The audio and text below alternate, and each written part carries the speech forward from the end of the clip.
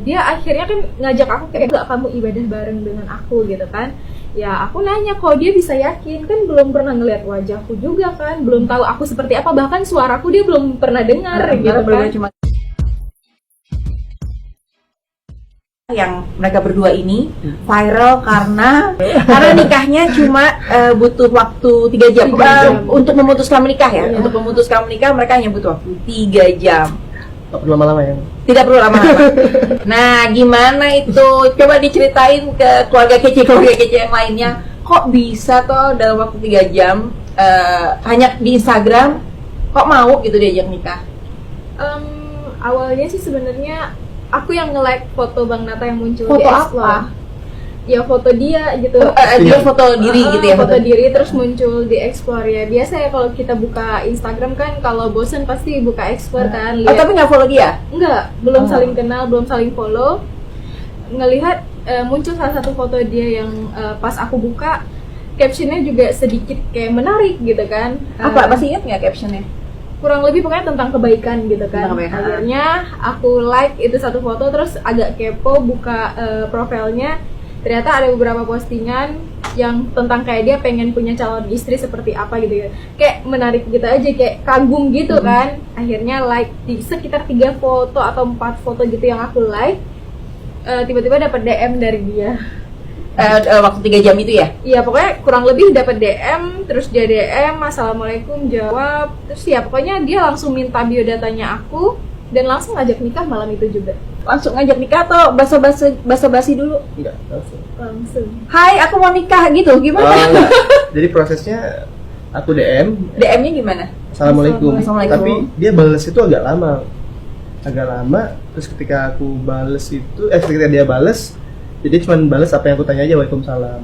Nah, hal sederhana itu membuat aku, wah ini wanita yang memang selama ini mungkin aku cari ya, tipikal seperti ini gitu. Padahal profilnya dia, profil Wardah nggak ada Aku ada belum lihat wajahnya ya? Enggak. Nggak posting foto? Enggak.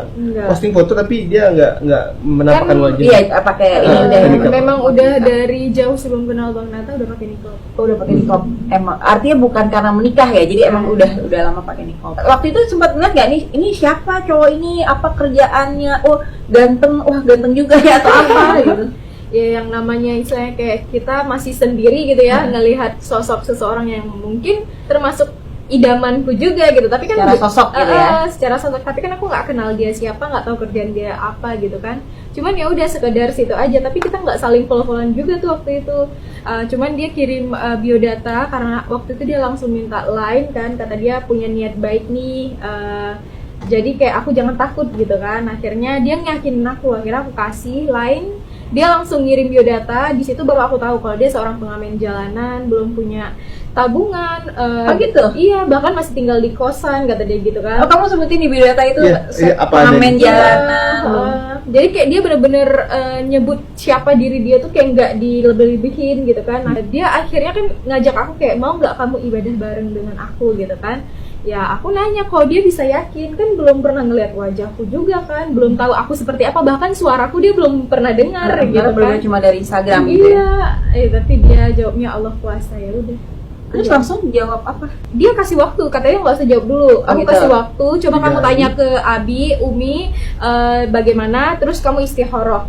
Ternyata setelah hari itu, hari Senin, dia telepon lagi, dia bilang dia mau langsung mastiin Mau apa enggak gitu ya? Iya, aku mau apa enggak, dan langsung nelpon Abi. Hari itu juga dia bilang ke Abi kalau dia mau nikahin aku. Terus Wardah jawabnya?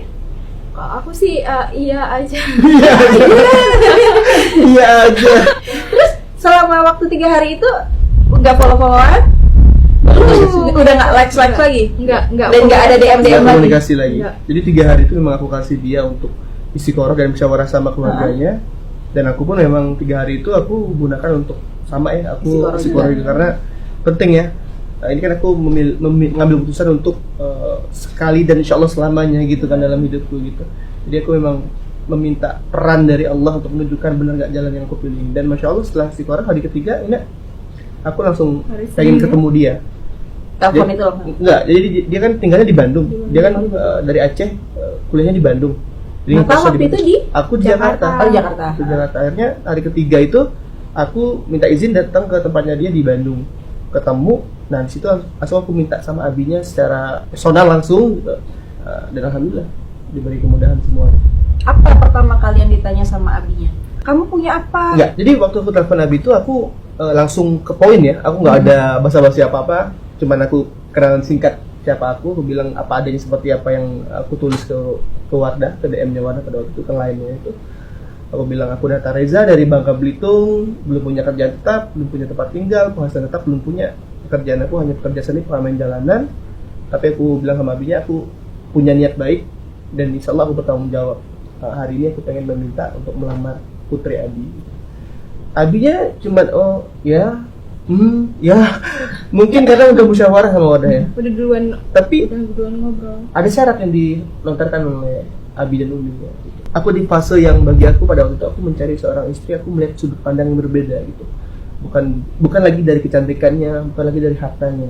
Karena yang aku pikir hari ini aku harus melihat sosok pendamping aku kelak dari sudut pandang yang berbeda, karena dia akan menjadi orang tua untuk anak-anakku kelak gitu, dan dia akan menemani aku seumur hidupku gitu. Kok aku yang baper?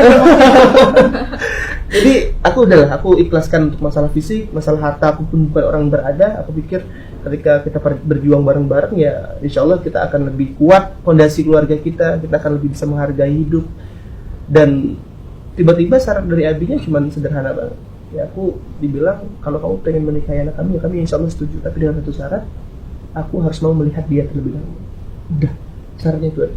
Nggak minta pesta, nggak minta mahar yang kadang-kadang membuat para laki-laki pusing di luar sana. Bahkan nggak ada juga nggak apa-apa. Iya, nggak ada juga nggak apa-apa, tapi harus lihat dulu. Harus lihat dulu. Karena memang, nah ini harus digarisbawahi dalam Islam itu memang dianjurkan untuk melihat.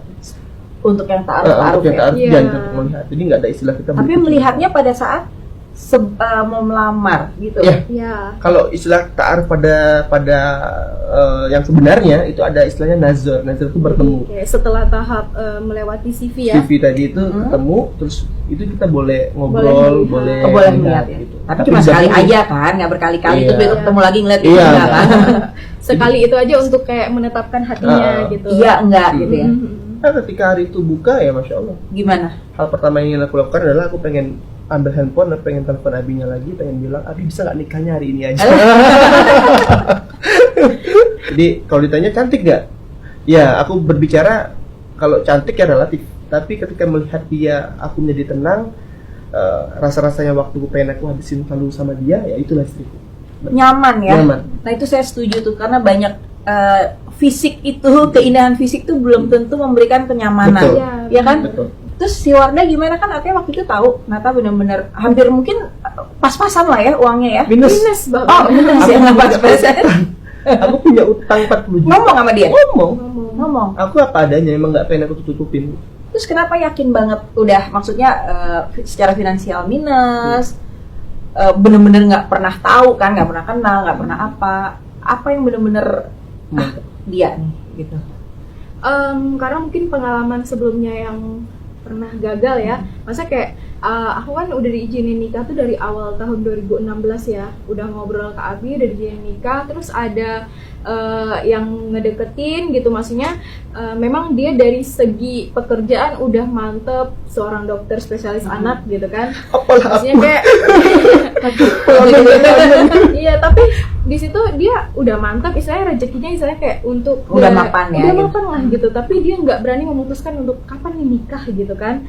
Di situ aku ngambil pelajaran sih, belum tentu yang laki-laki yang memang udah mapan dia mau menikahi gitu kan. Ini aku datang sosok laki-laki yang memang dia di situ niat berjuang ada gitu, tapi memang belum punya ya. Dan waktu itu dia datang juga niatnya mau nikah, cuman dia tuh kayak belum ada target nikahnya kapan gitu. Hanya baru niat. Iya, gitu ya. jadinya kan aku juga nggak mau dong sebagai cewek, yang namanya cewek kan nggak butuh mau digantung kepastian ya.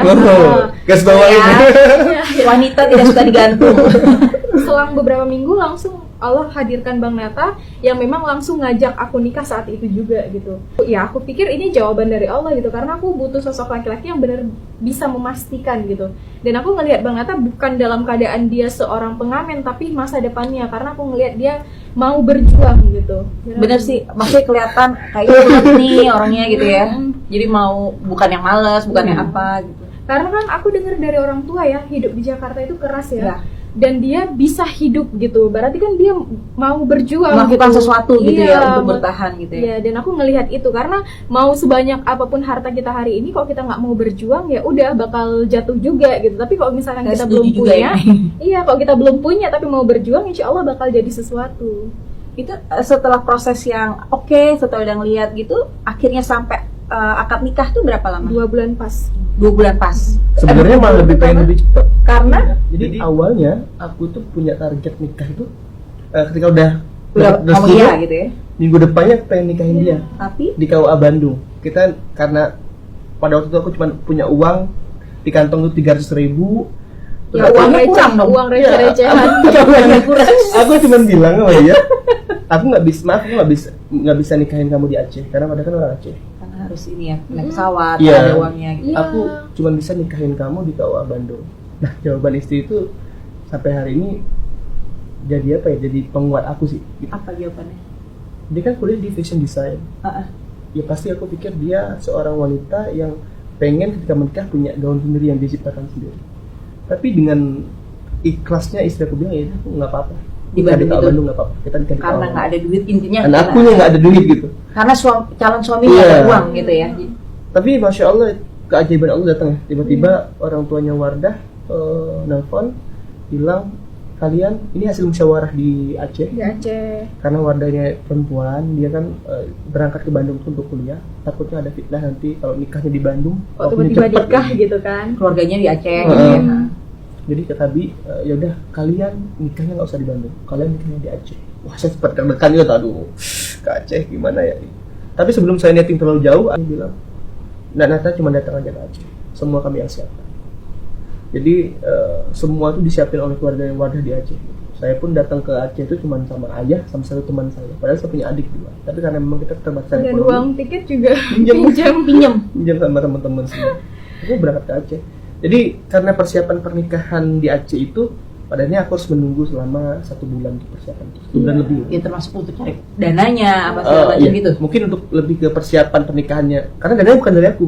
Oh. Dananya mah Abinya udah ada, cuma Udah ada, memang dan- kita kan harus Persiapan nyiapin. kayak kalau Aceh itu kan budaya kan termasuk Kental banget. Oh, jadi ada tetap pakai adat ada Iya. adatnya kan, biasanya ada inai gitu, terus kita nikah dengan resepsi di hari yang berbeda. Jadi ada hari inai, ada hari nikah, dan ada hari resepsi. Dipestain lah Dipestain sama Abi. abinya ya. Makasih ya mertua aku, masya Allah. Dan sebenarnya juga di balik itu ada cerita lagi tuh. Jadi kayak bulan tanggal 17 Desember kita kenal, 20 Januari kita hitbah. Jadi lamaran, Iya. itu juga cincinnya dia sebenarnya bukan dia yang kasih. Jadi kayak dikasih sama mantan manajernya, dibeliin Hadiah, gitu, kasih hadiah. dihadiahin Gitu. gitu. Nih, Saking gak ada uangnya. itu hantaran itu. Hantaran masya Allah, juga teman-teman temennya yang aku. patung-patungan. Terima kasih Ada banyak teman-teman. buat teman-temannya Bang Nata. Baik-baik ya temennya ya. Dan lamarannya juga cuma di kosanku yang kecil gitu. Tapi ya alhamdulillah. Tapi aku kan orang tua ya, anakku juga udah ABG, udah punya pacar lah. Aku pengen tahu si Abi waktu tahu calon menantunya, maksudnya secara finansial masih belum mampu, ada pertanyaan-pertanyaan nggak? Atau dia selama anaknya yakin dengan calon suaminya, Abi merestui? Atau Ya. gimana? Abi termasuk orang tua yang seperti itu. Tapi memang awalnya mungkin ya yang namanya orang tua pasti mikir kayak tentang hal-hal Aku sebagai orang tua Wajar kan sekali, aku wajar sekali. wajar ya mikir. tanya gitu ya. Tapi ketika Bang Nata yang datang, Abi nggak nanya soal itu lagi gitu. Pakai yang Abi tanya, feeling ya? yang Abi tanya tuh cuman kayak apapun pilihan kamu ya Abi restuin gitu. Asalkan dia bisa menjaga sholat aja gitu. Karena kan sholat itu istilah kewajiban ya. Ya. Nanti kalau memang dia bisa menjaga sholat sebagai seorang hamba, dia pasti bakal menjadi seorang suami yang amanah atas istrinya gitu. Jadi dia bakal ngejagain aku gitu. Dan Abi percaya apapun pilihan aku. Dan sewaktu udah pertama kali kenal sama Nata, benar-benar Abi nggak ada yang wah kayaknya nggak oke, enggak ya? Enggak. Artinya itu feeling orang tua ya. Iya. Orang tua tuh pasti punya feeling Betul. sih, Bener tua ya. Karena memang sebelumnya juga Abi nanyain soal pekerjaannya, kayak pekerjaannya kurang deh gitu. Yang sebelumnya seperti itu, jadi kayak kan aku pernah ta'aruf dengan seseorang yang juga dia kerja Abi udah punya kerjaan gitu ya. tapi Abi kurang. Nah setelah datangnya dokter ini Abi yakin, tapi yang dokter ini malah kayak dia belum punya target nikah. Akhirnya Bang Nata datang nih dan Belum Abi punya juga- kerjaan tapi yakin. Iya. Maksudnya Abi oke gitu ya. Oke, langsung. Dan kita juga dipermudah banget ya, maksudnya kayak 17 Desember kita kenal, 17 Februari sah. Kayaknya emang pasti doanya kan kalau emang jodoh tolong didekatkan Iya, gitu kan. benar. Jadi kayak makin Dimudah dekat aja dan gitu makin ya. mudah gitu.